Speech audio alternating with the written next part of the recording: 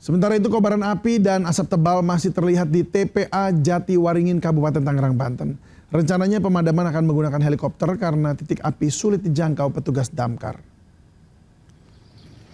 Kebakaran gunungan sampah terjadi di TPA Jatiwaringin, Mauk, Kabupaten Tangerang sejak Selasa sore dan hingga kini belum juga padam. Luasnya wilayah yang terbakar hingga 2 hektar, menyebabkan api sulit dipadamkan hingga 12 jam lebih. Sementara asap tebal menyelimuti seluruh area membuat aktivitas pekerja dihentikan sementara.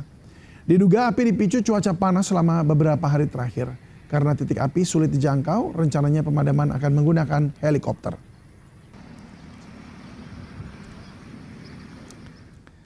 Nekat menerobos lampu merah, truk tabrak motor yang tengah berboncengan dan menyebabkan 2 orang terluka parah di Kabupaten Bekasi, Jawa Barat.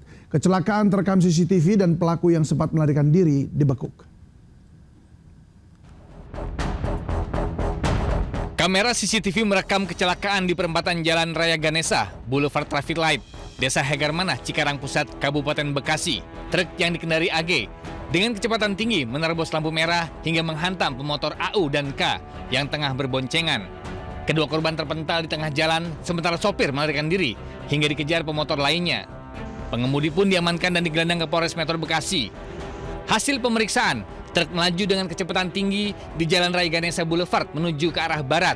Saat melihat lampu merah, bukannya berhenti, pengemudi malah memacu kendaraannya hingga korban yang melaju dari utara ke selatan tertabrak. Kedua korban mengalami luka parah dan dilarikan ke Rumah Sakit Mitra Keluarga Delta Mas, sedangkan motor rusak parah. Kasus ini pun sudah ditangani tim unit Gakum Satlantas Polres Metro Bekasi. Dari Kabupaten Bekasi, Jawa Barat, Didit Junaidi, iNews melaporkan. Kita ke soal ekonomi rakyat, pemirsa. Harga telur ayam di sejumlah daerah terjun bebas. Di Blitar, Jawa Timur, puluhan peternak turun ke jalanan menjual murah telur-telur hasil ternak mereka.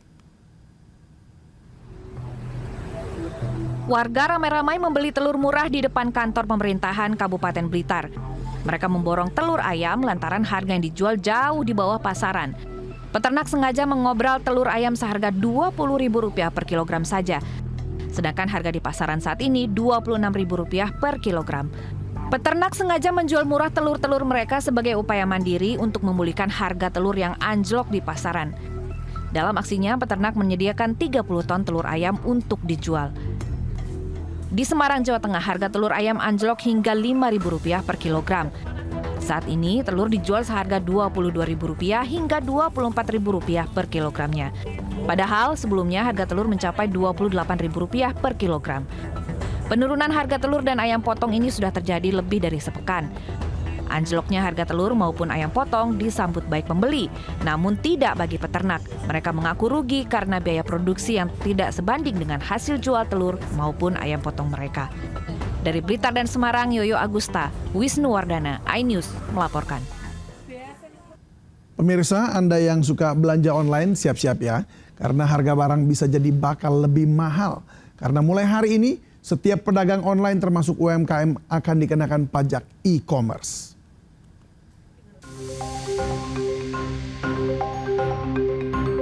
Pedagang online di marketplace resmi dikenakan pajak penghasilan mulai hari ini. Pedagang termasuk UMKM dengan omset lebih dari 500 juta per tahun dikenakan pajak 0,5%. Sementara pedagang dengan omset kurang dari 500 juta tetap bebas pajak tapi harus menyampaikan surat pernyataan. Pajak akan dipungut langsung oleh marketplace dan nantinya akan dilaporkan ke Ditjen Pajak. 4 marketplace yang ditunjuk sebagai pemungut pajak yaitu Tokopedia, Shopee, Lazada, dan Blibli. Pedagang kecil tetap dilindungi. Pedagang kecil wajib pajak orang pribadi dengan peredaran bruto sampai dengan 500 juta per tahun tidak dipungut oleh marketplace PPh pasal 22-nya. Menurut Ditjen Pajak, pengenaan pajak pedagang online bertujuan agar ada perlakuan sama antara transaksi online dan offline di tengah pesatnya perkembangan bisnis digital. Tim Liputan iNews melaporkan.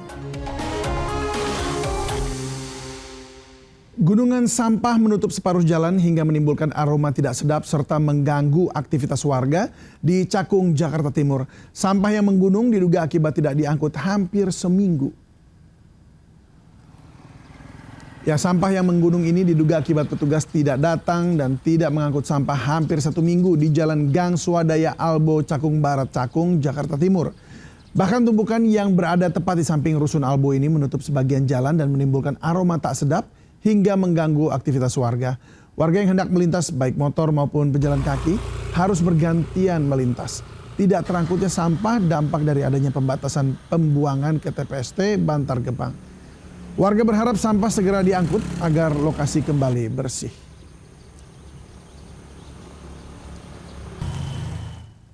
Sementara itu kobaran api dan asap tebal masih terlihat di TPA Jatiwaringin, Kabupaten Tangerang, Banten. Rencananya pemadaman akan menggunakan helikopter karena titik api sulit dijangkau petugas damkar. Kebakaran gunungan sampah terjadi di TPA Jatiwaringin, Mauk, Kabupaten Tangerang sejak Selasa sore dan hingga kini belum juga padam. Luasnya wilayah yang terbakar hingga 2 hektar, menyebabkan api sulit dipadamkan hingga 12 jam lebih. Sementara asap tebal menyelimuti seluruh area, membuat aktivitas pekerja dihentikan sementara. Diduga api dipicu cuaca panas selama beberapa hari terakhir. Karena titik api sulit dijangkau, rencananya pemadaman akan menggunakan helikopter.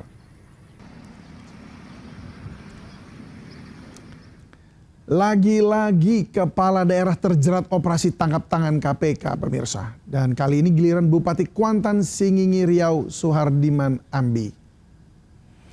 Suhardiman menyerahkan diri ke Gedung Merah Putih Jakarta bersama Sekretaris Daerah Kuansing Zulkarnain.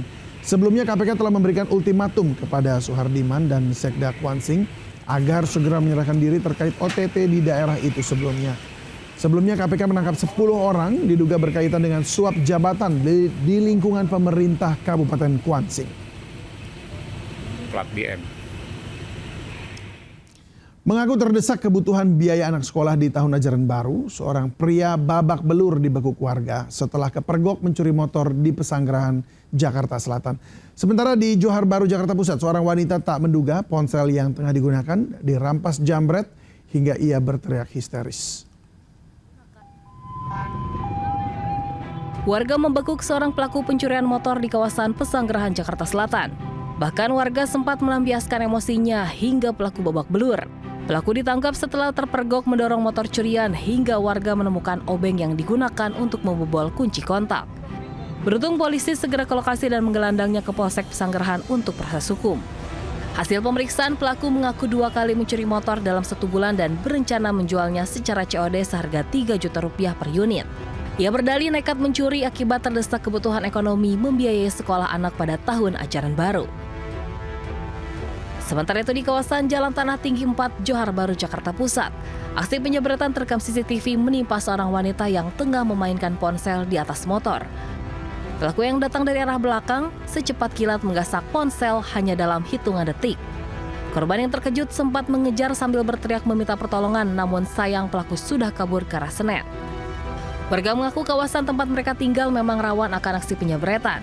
Bahkan dalam sepekan terakhir sudah 2 kali kejadian serupa dan terjadi saat sore dan malam hari.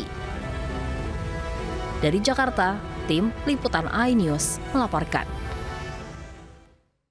Jadi motif aksi pelemparan bom Molotov yang sempat viral di kawasan Koja, Jakarta Utara. Usai dilakukan pengejaran selama 4 hari, otak pelaku dan 1 rekannya dibekuk di kawasan Jakarta Timur dan Jakarta Utara. Sementara 1 pelaku lain masih buron.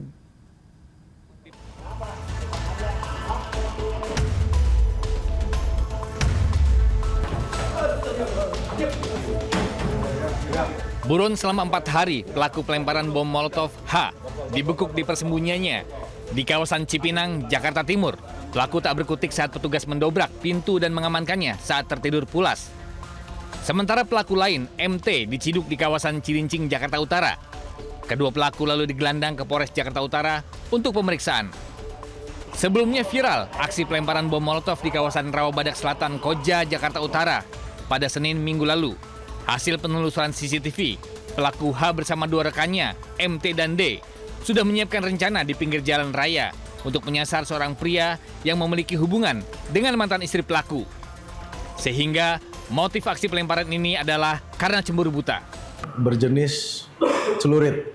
Dan 1 tersangka lagi di sini masih kami cari dan kami DPO-kan terkait.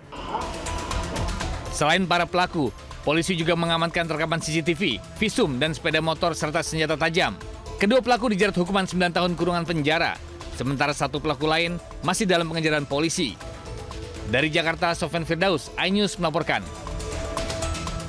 Seorang anggota polisi di Jember viral bukan karena pengabdiannya kepada masyarakat, tapi karena mengkonsumsi sabu di sebuah kamar hotel. Rekaman pelaku sedang menghisap barang haram itu beredar luas di masyarakat.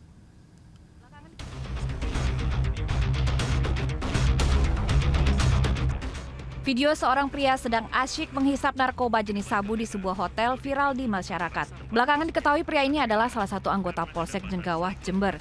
Video itu diduga direkam oleh teman wanita pelaku. Beragam reaksi kemudian muncul di tengah masyarakat karena sebagai aparat penegak hukum, pelaku justru melanggar hukum. Pihak Polres Jember mengakui pria dalam video itu adalah anggota mereka. Video yang beredar merupakan rekaman lama yakni terjadi pada bulan Maret 2026 lalu. Polres Jember telah menindak tegas pelaku setelah hasil tes urin menunjukkan yang bersangkutan positif mengonsumsi narkotika. Tidak hanya itu, pelaku juga telah dijatuhi sanksi tegas berupa demosi selama 2 tahun serta penempatan di tempat khusus selama 3 bulan. Dari Jember, Jawa Timur, Bambang Sugiarto, iNews melaporkan. Dunia konservasi satwa berduka. Gajah jinak dewasa bernama Indro ditemukan mati di Taman Nasional Teso Nilo, Pelalawan, Riau. Selama 2 dekade, gajah berusia 40 tahun itu berjasa menghalau gajah liar masuk ke pemukiman warga. Pengabdian 2 dekade gajah dewasa jinak bernama Indro berakhir sudah. Gajah berusia 40 tahun ini ditemukan mati di Camp Elephant Flying Squad Taman Nasional Teso Nilo, Pelalawan, Riau pada Senin lalu. Sebelumnya, gajah jantan ini sempat dirawat intensif oleh tim medis. Namun komplikasi kesehatan dan penurunan nafsu makan setelah fase puncak hormonal membuatnya tidak bisa bertahan. Upaya selanjutnya adalah melakukan nekropsi tentunya untuk mengetahui penyebab pasti kematian ya, dengan mengambil beberapa sampel organ penting ya untuk kita kirim di laboratorium. Gajah jantan Indro dijuluki kapten di Taman Nasional Teso Nilo. Gajah petarung ini diandalkan untuk mencegah konflik, menghalau gajah liar masuk ke permukiman warga. Tidak hanya kehilangan besar bagi dunia konservasi, kematian gajah Indro juga meninggalkan duka mendalam bagi mahot yang merawatnya selama 25 tahun. Dari Pelalawan Riau, Diki Kurniawan, iNews melaporkan. Atraksi menantang personil Polri meriahkan hari ulang tahun Bayangkara ke-80 di lapangan Brimob Cikeas, Kabupaten Bogor, Jawa Barat. Dan pemirsa, informasi ini sekaligus menutup perjumpaan kita hari ini. Saya David Silahoy bersama tim yang bertugas berterima kasih atas kebersamaan Anda. Tetap semangat dan sampai jumpa. Dirgahayu Bayangkara ke-80. Polri presisi untuk masyarakat. Ucapan selamat hari ulang tahun Bayangkara ke-80 menggema dari anggota Polri penerjun payung di udara. Ucapan itu langsung disampaikan kepada Presiden Prabowo yang turut hadir di lapangan Satlat Brimob Polri Cikeas, Jawa Barat. Suasana semakin meriah dengan deretan atraksi taktis yang diperagakan ribuan anggota Polri. Mulai dari keterampilan pasukan memainkan alat musik dalam pasukan marching band, hingga ketangkasan dan kepiawaian personil polisi Indonesia dalam meringkus penjahat.